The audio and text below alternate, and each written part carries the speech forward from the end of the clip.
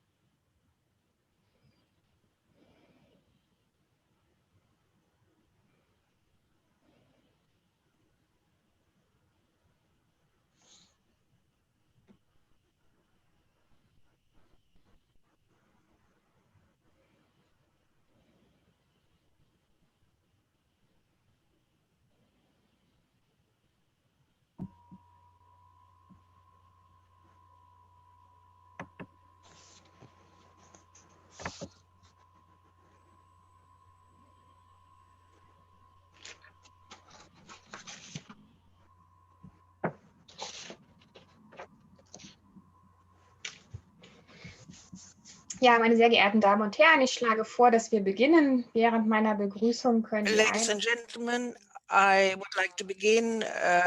Maybe during my welcoming remarks, some people will join us. My name is Ulrike Hospice. I'm head of the office in Bonn of the Konrad-Adenauer-Stiftung. This year is a very special year for Bonn because 25 years ago, 96, the foundation was built for this program. It started with the voluntary program of the United Nations, followed by the climate program. And the UN campus is today important for the image of Bonn. We connect the old and the new German and the German democracy in the international cooperation in 1921. There are many departments here with thousands of employees next to the United Nations. It's the NGOs in Bonn, which made Bonn into a very important center for international cooperation.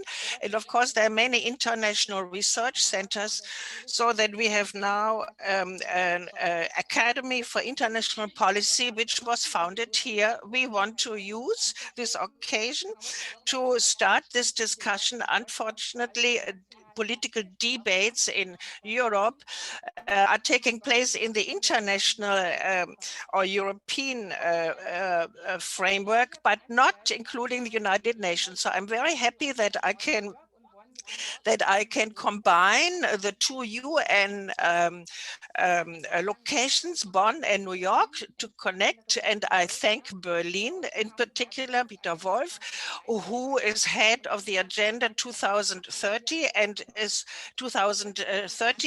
therefore has a very important position within our organization and has helped us very much in preparing this conference. Coming to our subject, global debts, global debt relief. It's a very important challenge to determine the international consequences of the pandemic. At the beginning of the year, was the possibilities in developing countries are largely limited. It's important to strengthen health systems. The international debts of these states gained increasingly, and there's not enough money to realize the goals of the United Nations for sustainable development. In order to counter further dilemmas, we have now the question: what are the frameworks to encourage sustainable development for the poorest country? It's about transparency and debt relief, but it's also about the question how much these countries should participate in this process. And we are also interested during this conference which part the United Nations can play with its Department for Economic Development. It is an honor for us that Shari Spiegel, head of the Department for Sustainable Development, will make our presentation. This presentation will be done in English, but you can see that you can hear this lecture in German. I also welcome Ms. Andrea Ostheimer, who will introduce herself and who will be the moderator for the discussion following the presentation. Thank you very much to be here. Thank you very much, Frau Dr. Hospice, for the welcoming remarks. And you, Sharon Spiegel, Chief of the Policy Analysis and Development Branch in the Financing for Sustainable Development Office of the Department of Economic and Social Affairs at the United Nations here in New York. Shari was an integral in the negotiations on the Addis Ababa Action Agenda, one recent milestone achieved on the topic of financing for development. Shari Spiegel currently leads the work on the Interagency Task Force on Financing for Development, a task force that comprises 60 agencies and who comes up annually with the Financing for Sustainable Development report. Shari is really an expert on the topic. She also brings along an extensive private sector experience, including as principal at New Holland Capital and as director of fixed income emerging markets at Lazar Asset Management. Also in the early 90s, she co-founded and was CEO of Budapest Alapxelo, which launched the first domestic investment fund in Hungary and remains one of its largest asset management companies. Shari has also served as the executive director of IPD, a think tank at Columbia University founded by Nobel Peace Prize laureate Joseph Stiglitz. Shari has worked as a foreign advisor to the Hungarian Central Bank and also as a consultant to the International Finance Corporation, a member of the World Bank Group dedicated to private sector support in developing countries. So Shari, it's now your turn to share with us the findings and particularly the recommendations of the Financing for Sustainable Development Report 2021, which certainly has been a particular context with the pandemic. And we will focus today particularly on the subject also on debt and debt sustainability. So Sharon, the floor is yours. Thank you, Andrea, and thank you so much for the kind introduction.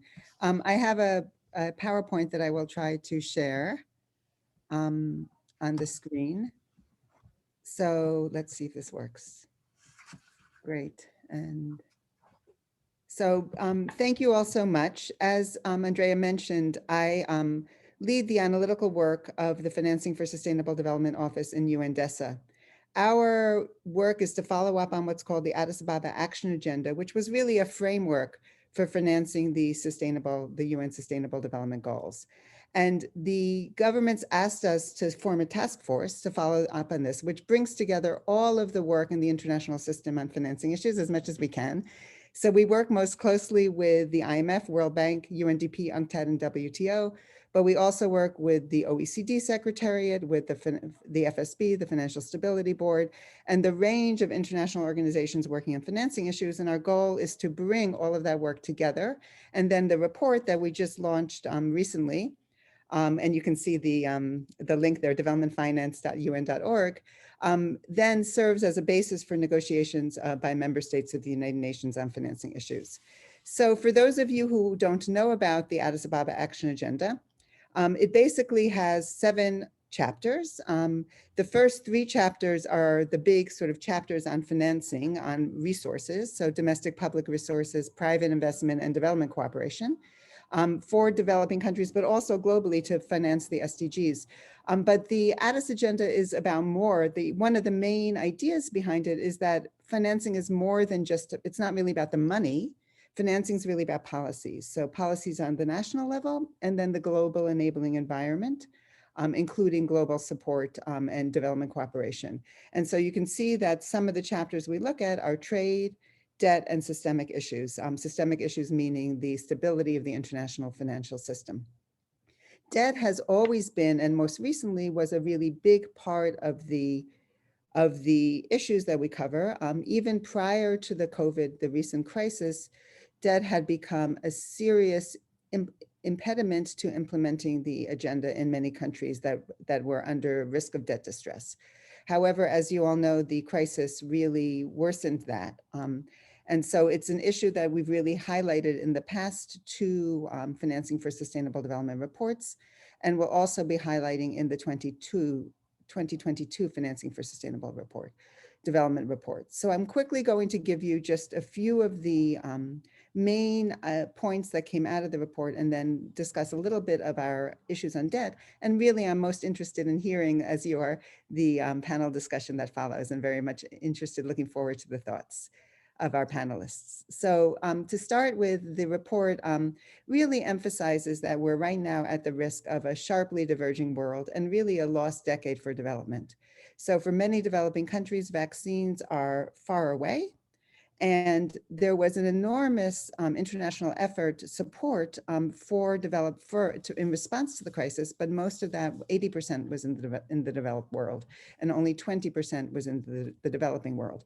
And that's because they were fiscally constrained, most countries, and didn't have the resources to really invest in the crisis response. So we see the crisis as an opportunity to invest in long-term, and the enormous public intervention as an opportunity to invest in long-term in risk reduction and rebuilding better, particularly in both the human side, human capital, social protection, as well as the infrastructure side, the sustainable and resilient infrastructure. And that, in a sense, can combat the climate crisis and can be really used as a launching board for a new decade of sustainable development. But the challenge is that countries with limited fiscal space don't have the room to invest. So one of the really big challenges is for those countries that don't have fiscal space, how can we overcome those impediments? And one of the biggest impediments is debt overhangs in those countries. So the recommendations in the report go across all of the chapters in the Addis Ababa Action Agenda on taxes, raising domestic resource revenues, and also spending more efficiently, on private investment and how do we better align private investment with sustainable development, on development cooperation, debt, systemic issues, including issuance of special drawing rights, which the IMF has agreed to do since then, and et cetera. And the other point of the report is that that the current crisis is also a space to reform and future-proof the policy and institutional architecture that we live at in all levels. And really, this is something we've been covering and discussing for the past several years, that the institutional structures we have were designed before. The world has changed fairly dramatically since then, including digitalization and technological changes. One of the main discussions in our 2020 report was how the digitalization has changed the world, and yet our international structures haven't kept pace with them, both international and national. So when we think about social protection, when we have, for example, countries that have social protection systems linked to their jobs and employment, is very difficult when you think about this changing structure of employment in a digital world. So this is really an opportunity to rethink and future-proof our policy and institutional architecture at all levels, including specifically questions of what this means for debt architecture. So in the debt chapter, you can see in this chart that debt service has been growing for across the board for most countries, and for the developing world in particular. The green line is least developed countries, where you can see that the debt servicing came down significantly due to HIPC and MDRI, the Multilateral Debt Restructuring Initiative, in the early 2000s. But since has begun to rise again, despite incredibly low interest rates. So when you see these numbers rising, it really implies the growth in the debt stocks. And developing countries overall, and particularly small island developing states, the share of debt servicing as a share of revenue has gone very, very high, leaving very little fiscal space for other investments. And of course, this was worsened due to the crisis, due to the incredible demands on spending, as well as the fall and the drop in resources as the country's GDP collapsed, and particularly countries that were hit very, very hard by a drop in tourism. So the next charts, these are some charts from our report, and the next one really just shows how vulnerabilities have really been increasing prior to the crisis. And then, and you can see in 2020 have been worsening since the crisis, both in middle income countries on the left, and then also in least developed countries and low income countries on the right. And in both cases, you can see that the countries at risk of debt distress or at a high risk of debt distress have been rising. And of course, these numbers have been worsening since the crisis. The next chart gives us, is just to underscore what the composition looks like. The composition of debt has been changing, which is one of the reasons that it's become so challenging to think about how does one think about when a country runs into a debt problem, how to restructure the debt and how to address the debt overhang because of the shifting composition of debt. So on the right, in the UN, we talk about least developed countries. The IMF World Bank data talks about low-income countries. But if you look at the right at the least developed countries, you can see, I think the most striking important part is that commercial debt has been rising, but it's still relatively low, but it's been rising. And you can also see the dark colors are the share of the debt, and the lighter colors is the cost of the debt servicing. And you can see that the cost of debt servicing of commercial debt is much higher proportionately than the cost of servicing of official debt, both multilateral and bilateral debt. The second aspect of this, which you can't see on the chart, is that within bilateral debt, there's been a shift in the composition as well, with more South-South debt, and particularly debt from China, borrowing from China. So the composition of debt has changed, but nonetheless, the majority of debt for the LDCs comes from the official sector. And that's very important when we start thinking about what happens when a country's in debt distress. Nonetheless, the share from commercial creditors has gone up. For all developing countries, I think the most important takeaway from this chart is that commercial debt is by far the largest proportion of debt, which means that when we think about debt, the mechanisms and the initiatives that the international community has been using, including DSSI, the Debt Service Suspension Initiative, which this only deals with the official sector of debt, particularly bilateral debt. So that the question of how do we address commercial debt in countries that are under debt distress is the really big challenging question we need to address. And it's very, as mentioned, as Andrea mentioned, I spent most of my career investing as a private sector investor. So I can really underscore that it's very challenging. And it's not the simple solutions of we need to get the private sector involved. We really need to change the incentive structures to bring in the private sector, or to do this, to bring them in, because the incentive structure is to wait out as long as possible so that debt is restructured with other creditors, such as official creditors, and therefore there would be enough debt to repay me, the private sector investor. So the question of how to bring in the private sector is very challenging. In DSSI, there was a call to bring in the private sector in the Debt Service Suspension Initiative, but yet not one single private sector creditor ended up coming into the process. So this is one of the challenges we have going forward. The conclusions in the chapter are that international support, including DSSI, really did prevent a systemic crisis to date. So these were very important mechanisms, but that debt crisis prevention remains a priority. I'm sure the other panelists will also talk about the importance of transparency, and there are several initiatives to strengthen transparency by the IMF, World Bank, and the OECD, actually, and we are working with them to support them in these areas, particularly the OECD. In the second one, one of the things we look at in the report are instruments that can create more fiscal space to prevent and prevent future crises. So different instruments have different roles. Debt swaps can help heavily indebted countries have fiscal space to invest in climate or the SDGs. State contingent debt instruments are very important. These can give countries, they can help in the future, basically by coding a debt moratorium into debt contracts, so that when a crisis happens, countries can automatically delay their debt payments. The report recommends that we know that there's been discussion on these types of instruments, state contingent instruments, for a long time. They have not been incorporated into private markets, and our report recommends that we start with the public sector and the official sector to start putting these into official debt as a start, both to signal to the private sector and also to make public debt restructuring more efficient. And of course, this question of bringing in the private creditors. We highlight that the crisis is an opportunity to strengthen the architecture. One of our issues we talk about a lot is what's called, and we're just beginning to think about, is what we call balance sheet analysis. The point here is that debt in itself is not bad. The whole point of debt is you borrow to invest. And if you invest in productive investments, it actually leads to GDP growth.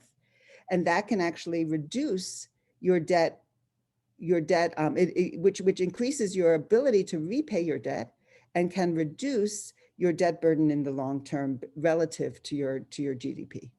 So in a sense, if debt is invested in productive investments, it can actually strengthen your fiscal situation and strengthen your debt position. But in the meantime, you have these payments that need to be made. And one of the problems we have is that when we think about sovereign debt, it's really done as we don't have a balance sheet for most governments. It's almost like we're just looking at income statements. So we see the flows, but we don't really have a good understanding of most governments, where the money's going and the assets that governments have relative to their liabilities. So this idea of thinking about how the money is used and the balance sheet analysis can help us better understand how much space countries have for investment relative to their debt burdens. A second point is to further enhance the market-based approaches, such as collective action clauses. And a third is to begin to explore statutory approaches or legal instruments. And our goal there, I'll mention this in a little bit, is to understand how we can strengthen existing legal frameworks to better address sovereign debt issues. And then the final point is that the common framework can be a step toward a more universal approach, the common framework of the G20, which I believe some of the colleagues will discuss in a few minutes. And the UN is a platform to discuss and advance all of these proposals, because in particular it brings together all voices and voices of all the debtor countries as well as creditor countries. Finally, I just want to say that going forward into 2022 and our next Financing for Sustainable Development report, because we've already started the work on the new cycle. This UN Secretary General, along with Canada and Jamaica, last summer started an initiative on financing for development in the era of COVID-19 and beyond. And as part of that initiative continues on with a cluster group on debt and liquidity issues.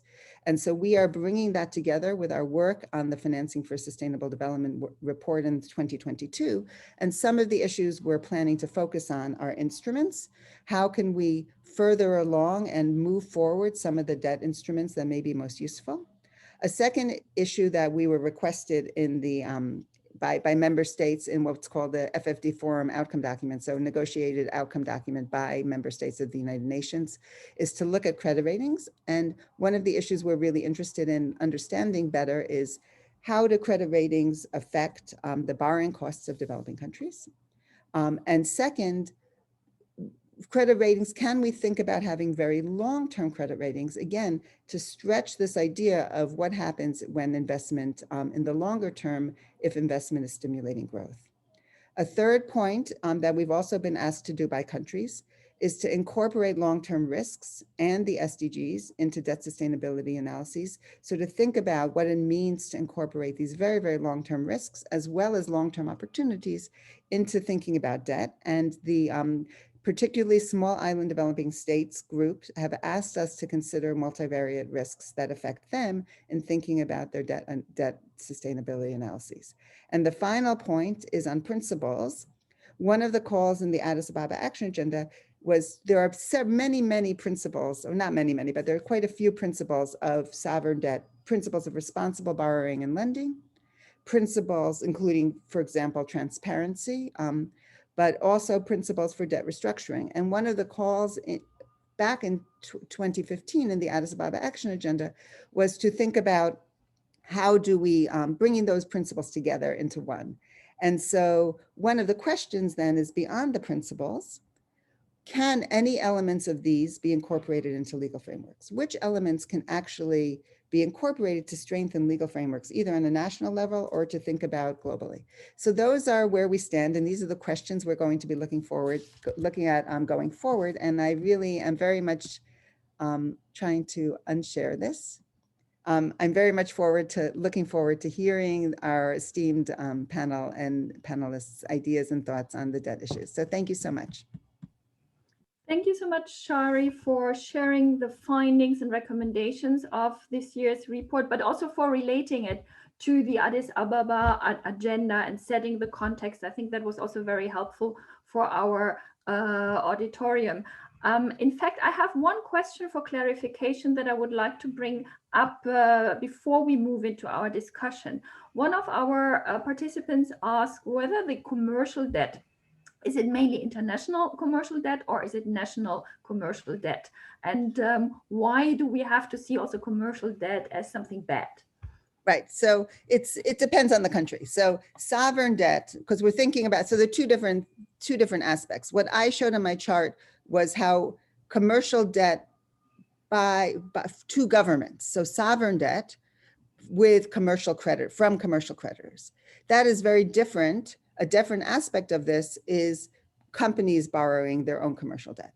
So, and as I said before, no debt is bad. Debt is good, except when it becomes a problem. So debt is borrowing, there's a purpose for borrowing, and borrowing is to invest. And so that's not a bad thing in any sense. It's only a problem when there's debt overhangs and it becomes some sort of a too much debt for the company or the country to be able to repay. And with companies, we have bankruptcy laws. So every single country in the world has a bankruptcy. Some are stronger than others. Some developing countries need to strengthen theirs, but there are bankruptcy laws to address commercial debt and by companies.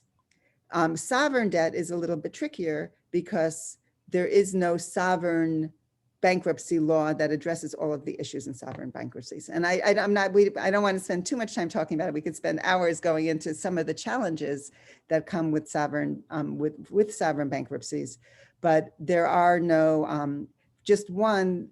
So I'll stop there. So, and because I really don't want to spend too much time going into the details of this, but yeah. Okay, perfect. Thanks, Sherry, for these clarifications. I would like to move over now to our discussion, and I would like also to alert our English-speaking participants because the discussion will be in German. So you find the interpretation channel on the bottom of your Zoom bar.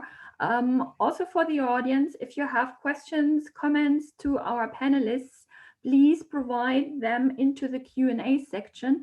I will always have a look at it and I will try to integrate it into our discussion.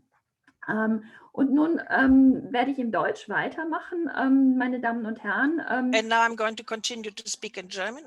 We heard from Sherry that there are many problems and various structural problems, but even before the pandemics, many countries were almost bankrupt, and for many generations there was a debt crisis, and there are private creditors, private debtors. In our discussion, we want to ask the participants to ask their questions, and Claudia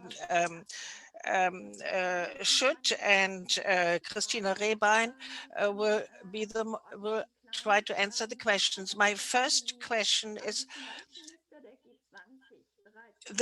have the finance ministers of the G20 have already offered help to many countries, but there's a moratorium until 21, or maybe it's going to be extended. And Mr. And you are head of the group for economic development. Would you go further, and would you ask for a debt relief, and how should this debt relief look like in details? First of all, thank you very much for this event, and Sherry had a wonderful lecture which will help us to understand the situation. Thank you very much. I would not follow such a suggestion. As you said, 73 countries would be qualified, but only 60 use this opportunity, and the others don't, for good reasons. Because it's not so easy to say, okay, we are okay. If maybe that would be okay from a state point of view, but it is really much more complicated. And if we, at the end, it leads to the fact that those who participate will have in the future major problems, bigger problems to borrow money. And if those who participate have to pay more interest rates, they have to consider what is better. Do we want to use the small advantages now, and then later on we have larger interest to pay? I don't want to make this decision for these countries. When these countries do make this decision, and in many countries have discussed that previously, but if such a country decides in our favor, and says it's not the best situation, I don't want to be the one who tells them you have to do that. We meant well. It's a very complicated question. You cannot say with large enthusiasm we should have debt relief over the board. Thank you very much, Mrs. Schütt. You are responsible for debt in developing countries. Sarah Spiegel had already expressed recommendations for short-term relief, but also for long-term contributions for the reduction of future debt relief.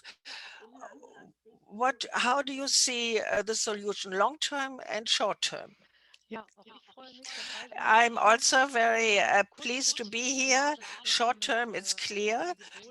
It's a necessity for humanity that lives have to be saved, and the states have to have the means to do that.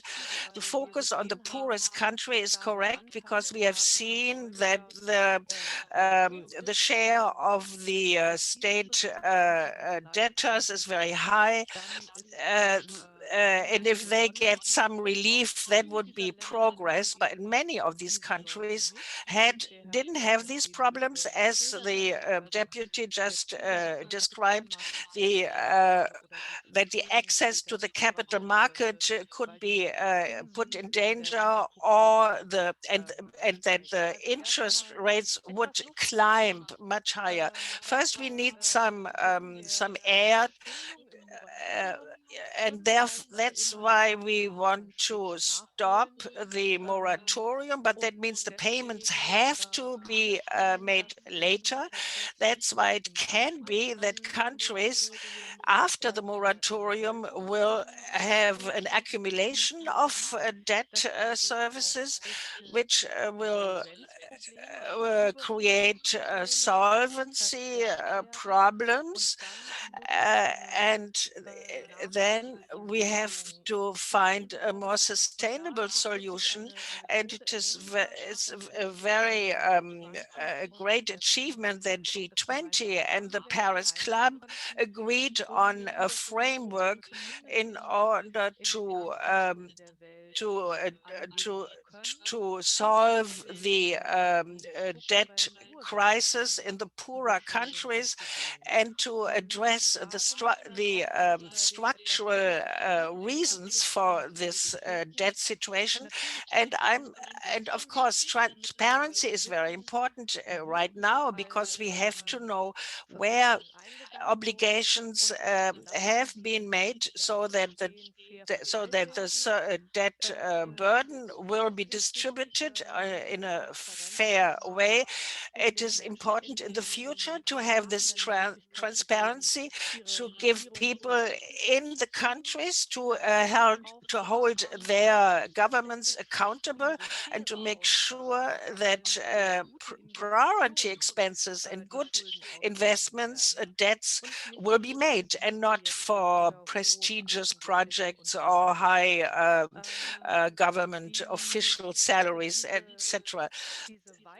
This further development of the debt architecture through the mutual framework is very important step forward into the right direction, which is also reflected in the report by the United Nations. And I'm very pleased to see that the United Nations uses its strength to help to find a consensus. Where does everybody agree that we have to work further to the transparency has been mentioned. Another point is that the contractual foundations will be strengthened when a relief is granted, so that those who want to use it to a maximum, but are not willing to find a reasonable solution, that they are being stopped, and that that we all agree what is an accountable behavior on both sides of the question for creditors and debtors. One illusion is to eliminate. There is not one solution for everybody and for always, because the debt relief situation is a long-term problem, because everybody understands what comes in has to be administered in a reasonable way. You have to invest the money that you receive into your own development chances. And for us, it is very important that in the phase which has to happen, and which is important for the developing countries because of the vaccine situation. That means we have to introduce reforms to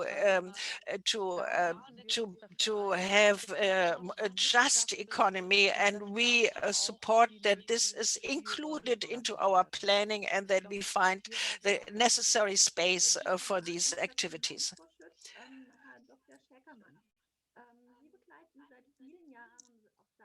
For many years, Mr. Scheckerman, you have been talking about the debt restructuring and about lateral requirements, etc. You have been participated in the negotiations done by the Pariser Club. We just heard from Ms. Schütt that the the frame of the agreements are already a progress as to the financing of developing countries. Is this situation, is the debt architecture, how do you see that from the perspective of a representative of a multilateral development bank? Do you think what do you think about the debt moratorium considered by G20? Thank you very much, Frau Forstheimer, and also for the invitation to this panel, which is certainly very useful. And in order to answer your question, in this common framework that has been mentioned by Mrs. Schütt, is a huge progress and a very important point, because the new creditors, China, Saudi Arabia, etc., have agreed to be creditor. These countries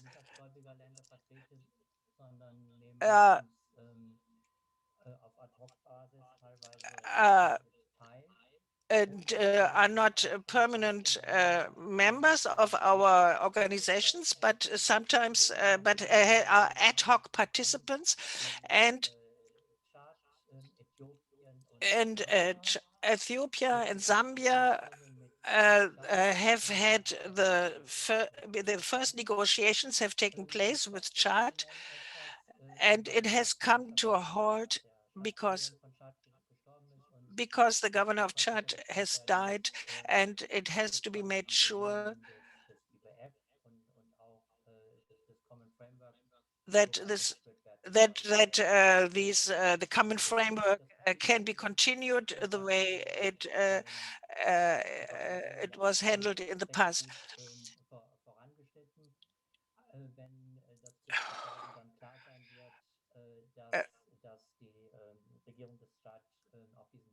And then we have to make sure that this government will once it's continue clear the way that we continue that way has with those functioned. countries, And then it is important we that will the have a creditor committee, which is basically the structure which came that about is going to be set up according to to the that common framework. And so it's no longer the Paris Will Club, continue but to work, it's the creditors and country that club. the countries And work part of according them to the common is, in framework, the case of Chad, also China including will be one China of those and countries other countries that are will part of the contribute creditors. in finance. And as one of the first steps that would have to take place, they have to provide certain financial assurances, meaning they take the obligation that the IWF program will be upheld. And critics are saying it takes way too long, but you also would have to consider that China, for example, but also other countries that are participating for the first time, that they would have to provide the inner countries regulations, and I think that also was part of that several months, that it took several months. And the resolution was made in November, and then half an hour or half a year later, the decision was made. And then also from our point of view, and to come back to the framework structure, it also enables us to do a correct restructure, including debt release. That means it's a flexible instrument which in part provides solutions. And well, and hopefully we are going to see that after Chad, that the next country will have another creditor committee formed. But of course, the pressure needs to be upkept, because as stated, some of the new creditors are a little bit resistant, and maybe you have to show certain understanding, but the pressure needs to be upheld so that, in fact, things will progress. And the framework should and also will enable that the private creditors that play an imminent role for those respective countries, that they will participate in that debt relief that is going to be resolved. And I think that will have a better result than the negative experience we had with the debt moratorium, where the creditors did not participate in, because we have here an IWF program. And with this program, it's going to be clear how much money will the country have available in order to service the respective debt. And then the country can tell the respective debtors, we have that and that much liquid means available in order to service the debt, which means you will have to negotiate in good faith with us. Otherwise, we wouldn't be able to service that debt in the first place. And if you are not willing to work with us constructively, then you will have the risk potentially not to receive any debt service at all. And some countries probably have some difficulties with that situation, because they don't have the necessary know-how how to deal with that situation. And we see ourselves also in the role of an advisor to help out with debt management and to build up the institutional capacities. For example, advising in debt scenarios, which will help the entire country, and also how to deal with resistant creditors. And for that, we have instruments available, for example, at the World Bank, and maybe even more money needs to be made available. But those are definitely the instruments that we are going to use in order to achieve the respective goals. And one last issue, supplemented to Ms. Schutt, who mentioned the transparency. Debt transparency is not only important for the partner countries, but also for ourselves. There were reports in 2017 for the operational guidelines, meaning operational guidelines for sustainable financing, where the creditor countries are obligated to follow certain principles. And there was also a first self-assessment submitted, which was produced by a peer group, and the IWF had questionnaires from the respective countries, and the IWF assessed those questionnaires in order to work on those standard frameworks. And we are now considering that a self-assessment for 2021 should be repeated, because back then in 2019, we had countries like China, they did not participate in that. So the objective is maybe that those countries would participate this year. So that is all what I have to mention at this point. Many thanks, Dr. Schekeman, for the in-depth insights and what's going on negotiation-wise, and what the corresponding challenges you are facing also with creditors. I would like to switch to Ms. Rehbein. Ms. Rehbein, you are a political coordinator and executive director of the Alasia.de. You are also an editor of the Global Debt Monitor for 2021. Jubilee was formed end of 2019 with a goal of a global debt release by the end of 2020.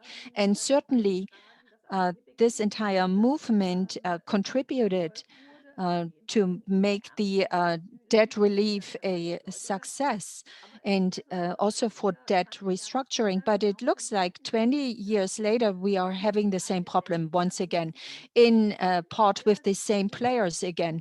What do you think what the main causes are for that? Many thanks for inviting me and that you're interested in hearing my opinion. And I was really happy to get that invitation. It's a very important question. And you have to see the initiative back then, what it was. That was back then an initiative for 39 over debt countries that solved that problem at that time. Whether we are 20 years later back again at the same situation, that has nothing to do with anything. A well-known argument we are hearing over and over again is that the debt relief didn't yield to anything. Those countries built up more debt, and we are back to the same point, and which comes to the conclusion that debt relief should not be done, and that a different approach should be taken so that debt crisis could be prevented in the first place. And from our point of view, that is total nonsense. And we have, for example, in Germany, insolvency laws. Every banker knows that, and the same applies to states and countries. There was a study, Global Waves of Debt, and here the fourth debt crisis wave of ever since the 80th was described. We had several of such waves. Other countries designate that as crisis cycle. And what they have in common is that richer countries or developed countries, that includes China as well in that regard, that they have a surplus of liquidity and they export that into poorer countries. And then the cycle ends in insolvency. So basically, we are making an effort to resolve the crisis situation of poor countries at that point. So that means the initiative doesn't have any influence on the countries that couldn't qualify back then, and it doesn't have any influence that once the countries had their relief, that they are not going to get to the same situation again. But 20 years after our initiative, what we are back at is that we have this similar situation as before the HIPAC initiative. Due to the pandemic, we are having a recession, and Sherry Spiegel mentioned that. Last year, we went into the recession without any comprehensive procedure to coordinate for debts. And there was no opportunity to do any debt relief in a comprehensive fashion. So we are basically in the same situation as before our initiative. The initiative came at the end of a long phase. It means there were a lot of steps in between of restructuring and partial relief, and where at the end the entire relief was granted. And that dragging out made it more expensive, this entire crisis. A couple weeks ago during the IWF meeting, we heard that in simple times, basically after our initiative, that there were no principal steps taken and to prevent future crisis. So the IWF in 2002 had a mechanism in place, and that today we are not at that same point again in order to coordinate much better, in order to provide relief. It has several reasons. We had a good economic upturn everywhere, and a lot of structures and measures were targeted to prevention. Then we had the euro crisis. So those simple times Ms. Georgi mentioned, the pre-crisis time, were not used in order to focus on situations that we have currently. So maybe at the end, different than last time, we are at the beginning of a global debt crisis. Our previous initiative was at the end of that crisis. What is also different is that in 2019, before the pandemic, there was a consensus that the market-based approaches alone are not sufficient to resolve the crisis. So there's a gap. We have a consensus that we have to tackle the overdebt situation earlier. And what we always can watch, even though that we have a lot of things that happen during the pandemic that we didn't or we are unable to offer a systemic debt relief. We are in a condition of waiting. Let's see what happens. And let's see what the common framework is going to bring. So there weren't really any reliefs per se. And the IWF has basically covered only 2% of the low-income countries, and they are focusing on liquidity and not on debt relief. And right now we are talking about contractual restructuring. We are talking about prevention. Again, even though we are in the middle of a crisis, we have to resolve. So from our point of view, like Ms. Georgieva mentioned that instead of regretting what we missed out on, we should really tackle the crisis, and parallel to it, should bring other instruments to the table, have an inclusive discussion, how we get those basic principles into a permanent framework. Wonderful, Ms. Rabine. You gave us a lot of food for thought, and I would like to ask a question from our audience to Mr. Scheckermann, to Ms. Schütt. The structures of the overdebt, and what strategies are there that you remove this problem in the future by finding new ways of solving it? So, jetzt habe ich wieder Ton. Now I have sound again. Ja, Überschuldung ist Um, grob gesagt ein over Symptom debt is a dafür, symptom, dass to put it die, roughly, die a symptom Ausgabenpolitik nicht for zur the expenditure policies Finanzlage passt.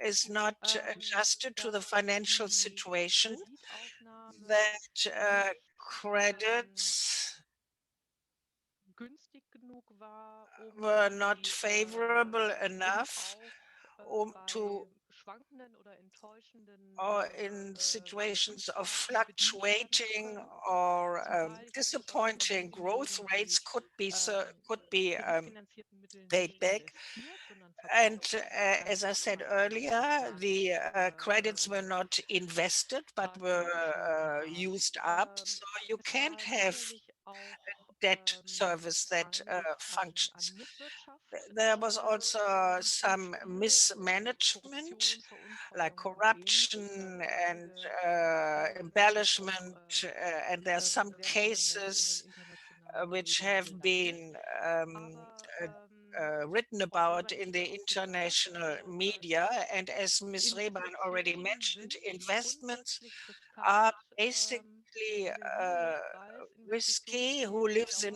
Berlin knows that investment projects last longer, become more expensive, and don't bring the results that one hoped for. All this has to be taken into consideration, and it requires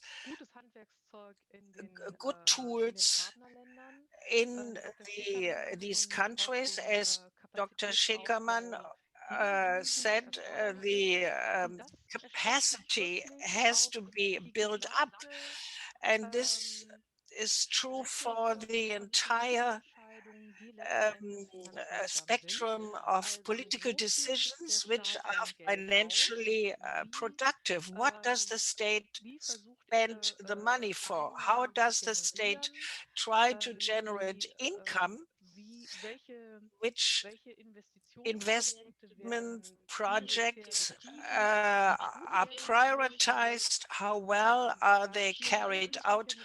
All these aspects are important, from fighting corruption and fair competition, the clever management of public-private partnerships.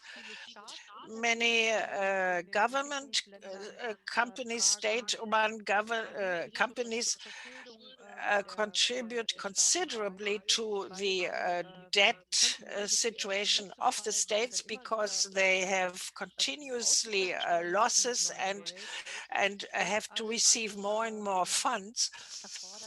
And that requires permanent attention.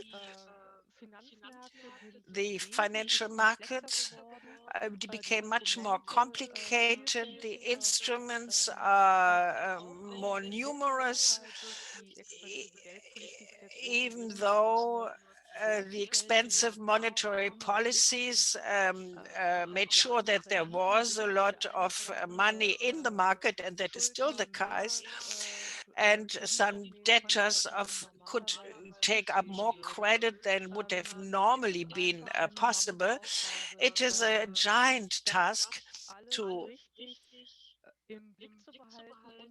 see and to manage the situation, and maybe to fight against the politicians who, in times of elections, want to promise certain things.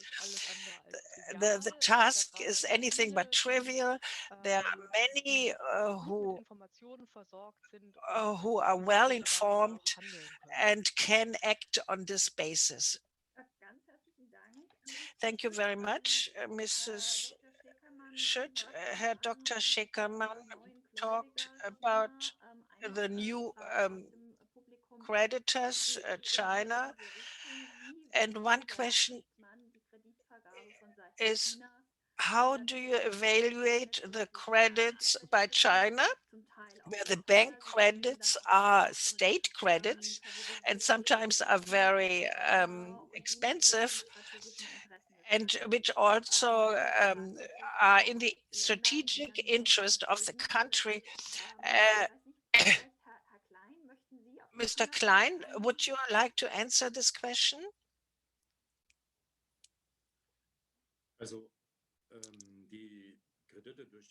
The credits from China are a problem because of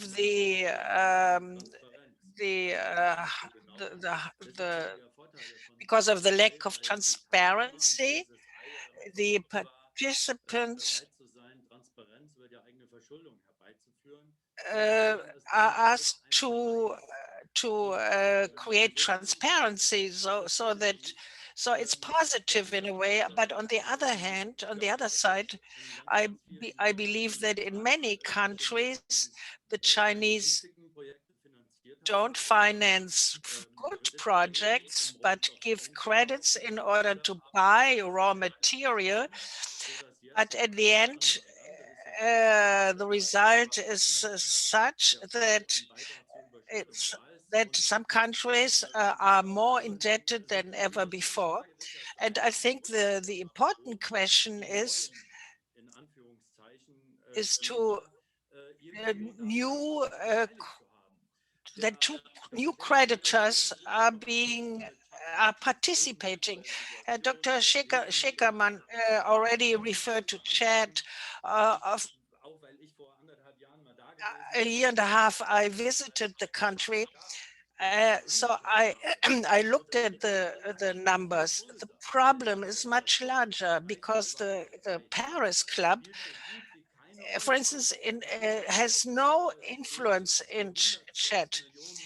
The Paris Club has 112 million debts in Chad, but China has much higher numbers. But Libya has even higher debt, and to bring all this under one blanket is enormous. I wish that could be done, but the problems are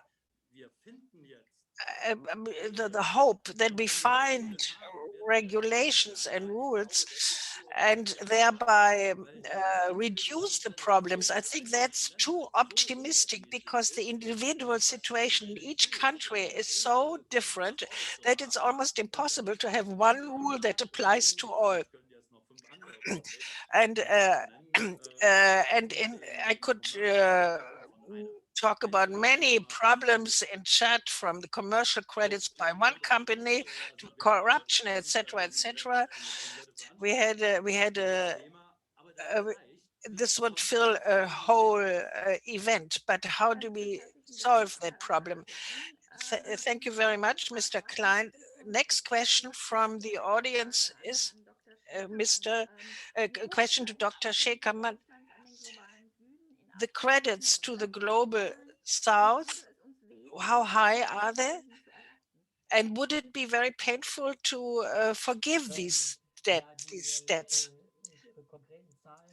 The concrete numbers, unfortunately, I don't have them in my head, but they are all published on the website of the finance department, and you can see precisely what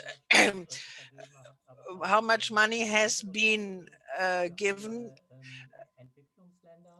um, to all developing countries. Would it hurt us to forgive the debt? Well, it would reduce, of course, our income, but of course there are countries who for quite a while have not paid what they should have paid, and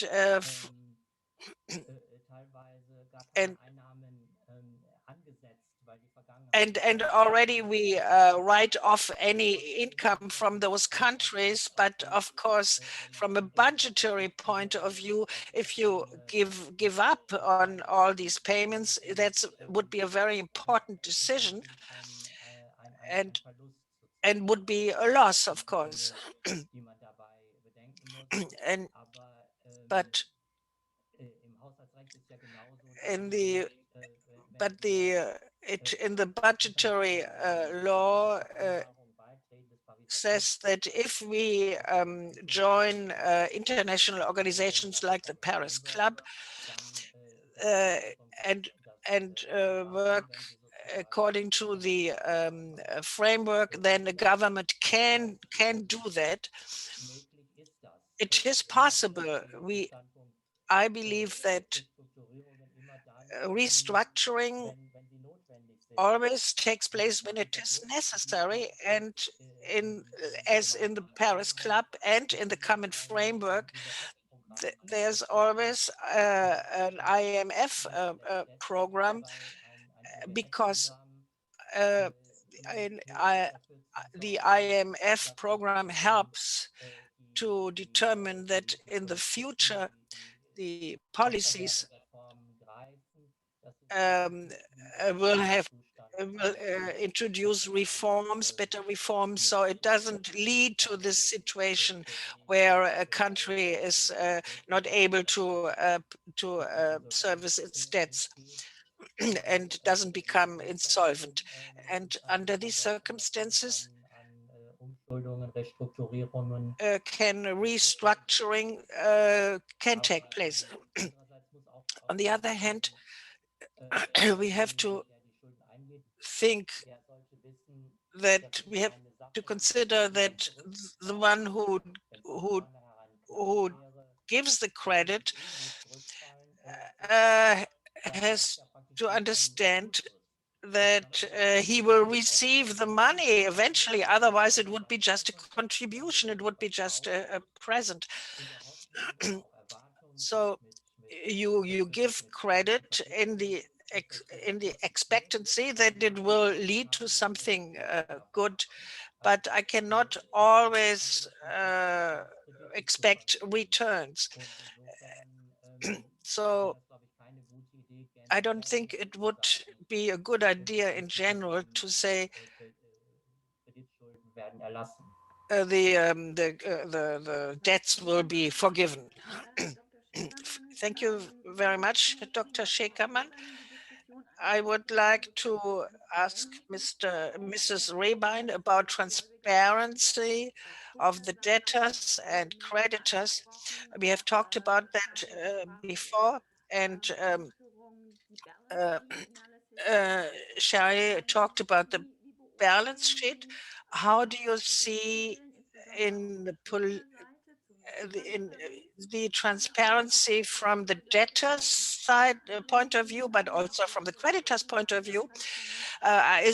Will we be able to create more transparency? Perhaps you can say a few words. Why not all 73 states have participated in the debt moratorium? Yes, I will start with transparency. I find it very interesting.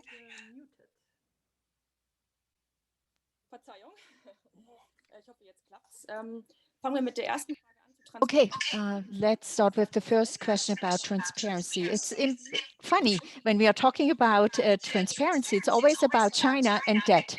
So following, from our point of view, from the point of view of a German organization, there are certainly a need for improvement for other creditors as well, because we also for those who are collecting data.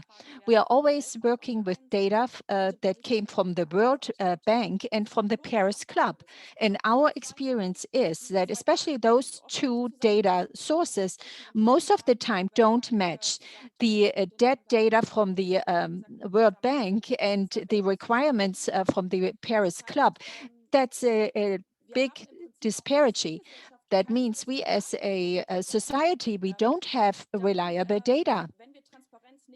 In addition, if we understand transparency, for example, when we don't understand how the Paris Club hands out money, then we have room for improvement because there are certain countries in the Paris Club that don't publish any data at all. And then sometimes you don't get any information about the condition on lending or also the treatment of the creditors in the same way. And so there's no transparency about that either, where this clause would have been respected in the past. If this is a main instrument period. Private creditor, why don't we talk about that? China has been always a topic, but the Western financing, also from private side, we have heard that earlier. The traditional creditors are always covered, and private loans are also handed out. And that means that transparency also from the private creditors should be a very important topic. And we have been demanding a so-called credit registry where all loans are registered. So if there is a loan or a debt not registered, then for future reliefs, that certain loan should not be considered. And what we also perceive is that debt relief is like the miracle weapon to resolve all problems. And we heard that from Ms. Schütt. Yeah, we have corruption, etc., and mismanagement, that all that causes debt and excessive debt. But the question is, was there a correct assessment? Was there a responsible lending to avoid an over-debt scenario? That would be there if we could assess much better what the situation is of the respective countries.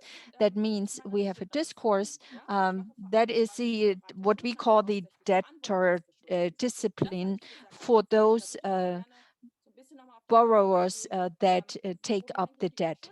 So the question really is, where is that entire debt coming from? And I think the current crisis 2021 is not caused by mismanagement. It's really caused by the pandemic. That is the reason for many of the problems we are faced today. From our point of view, the debt waves and the crisis that we have, this has not much to do with the weak structure of the debtor. It's one of the reasons, but the reason is if the capital is readily available, and the former IMF boss said that after a crisis, that investors are so willing and eager to hand out new loans that they don't really look twice of what the conditions are and what the situation is. Ghana is a prime example for that. The IMF had given a private creditor so that Ghana was able to do a financing with them. So even if transparency was available, then yet certain concerns were thrown overboard. And that is also one of the causes of crisis. So it's not all of the time with the debtor and their fragile economy. It's also that the lenders are more than willing to hand out loans. We have a lot of different opinions what is the cause of those problems. And I saw Ms. Schütt raising her hand. And we see the situation in Mozambique with the debt scandal, where certainly not only the humanitarian crisis and the pandemic and the natural crisis, but Ms. Schütt, please. Yes, I would like to point out that debt contracts are always between two parties. We need a party lending the money and a party taking the money. Therefore, Ms. Rehbein, I'm happy to hear that it's not always the fault of the debtor, but certainly the offer was very large. And maybe one or the other countries took on more of a bite than they should have in terms of loans. But the guarantee of the World Bank, what you mentioned, that was a measure of the active debt management in order to contribute that a compounding debt will be spread out much better over a certain period of time. If you declare that to be an irresponsible handing out of debt, I really question that. Thanks, Ms. Schütt. Now some questions from the audience to Shari and bring you back into the discussion. There's one with regard to the sovereign debt restructuring mechanism. What is your opinion on the feasibility of a sovereign debt restructuring mechanism as an international equivalent to national bankruptcy laws? Great, thank you. And thank you so much for the conversation that has been incredibly interesting and enlightening. So in terms of a sovereign debt restructuring mechanism, I think one of the speakers, I think it was Christina, mentioned in the discussion that this was brought up in 2002, I think it was, and by the IMF, and then decided there was not enough political support for it. I think analytically, if we think about, I think the conversation today has really emphasized that one of the problems with debt restructuring is that there's no seniority. With corporate restructurings, there's an order of who you repay first. And one of the problems with sovereign debt restructuring is there is no ordering, there's no seniority. And in fact, I remember when I was trading debt, there was a country that had one creditor, and that creditor, we had avoided that debt because we knew the country was going to default or there was a high risk. And that creditor went ahead and got paid a lot of money, a very high interest rate for taking on that risk, and then bullied the country into repaying them, so that after the country repaid the debt, the creditor, they defaulted on the public sector and had to go to the Paris Club. And so there are questions of a sovereign debt restructuring mechanism that brings together these different types of creditors would be very helpful. But I think we've seen in the years since 2002 that there is just not political support for it. So there are too many questions about sovereignty of national laws and national legal frameworks. And if we don't have the political support, I don't think we in the UN are look to find politically palpable solutions.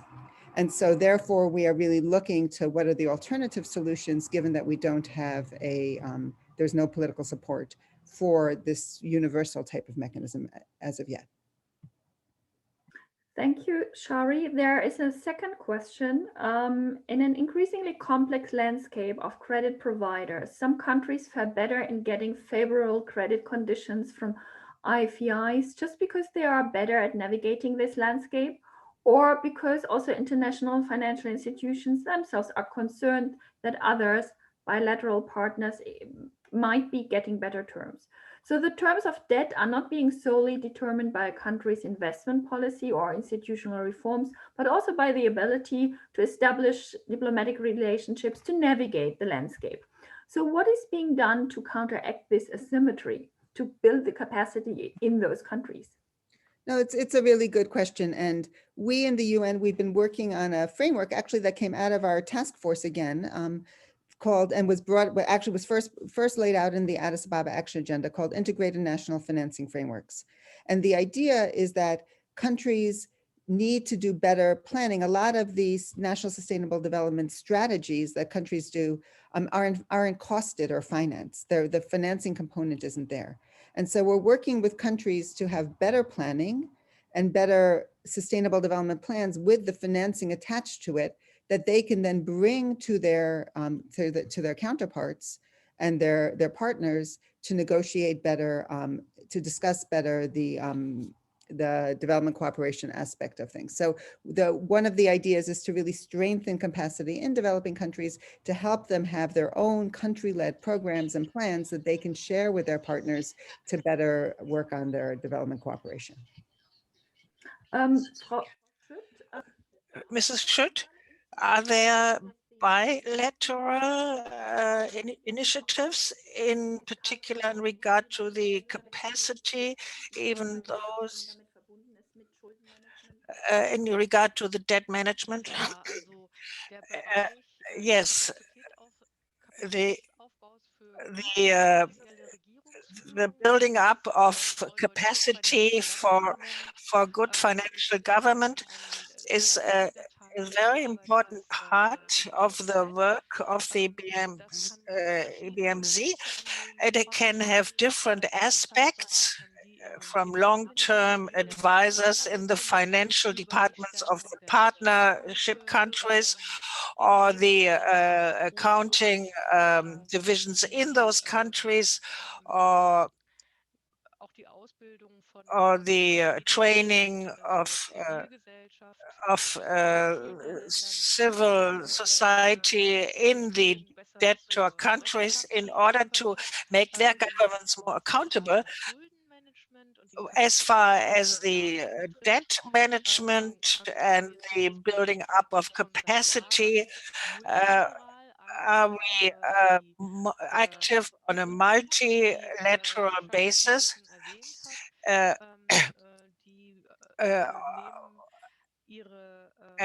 the one hand, guidance done by the G20 countries in order to understand their debts, and they are also important partners of the World Bank who give advice in the strategic area. How is the financial situation going to be on a midterm basis? Which strategies should be chosen in order to service the debt, and how the financial requirement will be covered in a rational way. I have a last question to Mr. Klein. We have talked about transparency, but also principles, fight against corruption, parliamentary control. If you look at the latest initiatives of the Paris Club, would you think that monitoring by the financial institutions, would you like that would be more steadfast, and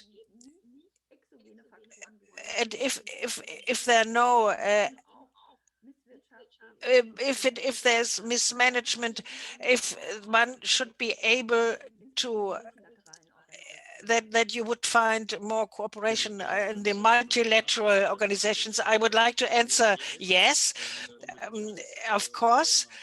And in order to go back to Chad, it is not only exogenous factors that contributed to this situation, but in a major part mismanagement, and the president who concentrates on the problem, how can I be a president for the rest of my life? But if you don't do anything else as a state, the result will be very negative. And and we have referred frequently to the Addis Ababa agenda, and if a relatively wealthy country like Nigeria, with a GDP 3 times as high as other countries in West Africa, has has a tax quote of less than 5%, but other countries have taxes 3 times that high. You have to point out that if in Nigeria the tax rate would be slightly higher, the financial situation would improve considerably. So I'm thankful that Ms. Schütt mentioned capacity building, but in Germany we do more. In Germany, we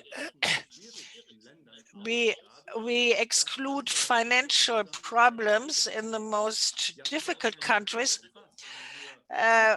by the fact that we don't give credits, but we give contributions, so that the country doesn't even have the obligation to pay back. And the Paris Club, for instance, plays a subordinate part in regard to Chad. But in Germany, we have a zero debt situation. But if a country that it decides we want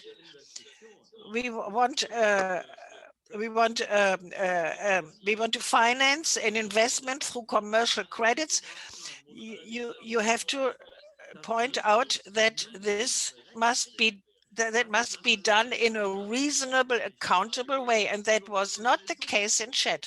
But if I look into the future, and we have in the past we have discussed Tanzania, also in the Konrad-Adenauer Foundation. If the deceased president wanted to build a power plant where we said it's not only a question from an ecological point of view, but also a commercial financial suicide, and they do it anyhow. It cannot be that we restructure the debt and we agree that that you realize this huge hyper-capitalistic project. We cannot do that. We cannot say that to our taxpayers. So it's very difficult and it's very complex, and there will never be any simple solution. Thank you very much, Herr Klein. We approach the end of our discussion, and we have the credit sustainability, credit debit management. So Shari, I think it has been extremely rich. I hope also with the translation, you have caught many of the kind of concerns and that have been also come up in the discussion. And I would like to give you the floor also for a last statement from UN DESA side. And before I hand over to you, also, I would like to thank all our participants for these very stimulating questions. I'm feeling a bit bad because we couldn't touch on all of them, but we definitely would be here for another hour to accomplish this. So Shari, the floor is yours. I'll be very quick just to thank everyone. Apologize for the fact that I have two German last names, Spiegel, and my other last name is Berliner, and yet I don't speak German. So apologies for being the only English speaker. But I just also want to really thank you all for this very stimulating conversation. We are going to take many of the thoughts and ideas and bring them into our work going forward. And I also, and one of the thoughts, though, as we walk away from this is that the pandemic has really underscored how integrated the world is and how countries that are under debt distress, if they can't invest in vaccines, et cetera, for their populations, how it impacts all of us. And so the importance of really addressing these issues is greater than ever, in addition to the humanitarian reasons and importance of addressing them. And finally, I just want to also thank Sebastian Buchmeier and Cornelia Caldaway, who really for organizing this and doing such an excellent job. So thank you all for attending, and thanks to the panelists for this stimulating conversation. Thank you, Cass, so much for working with us on this. Ja, und mein Dank geht natürlich. I would like to thank our participants. Thank you very much that you shared your experience and your time with us during this discussion, and thank you very much to my colleagues, Dr. Hospice in Bonn, to this bilateral cooperation, which was lots of fun. And I hope that there will be future discussions, and maybe we should get together one way or the other. Thank you very much for your interest and for all those who supported this conference. Thank you very much.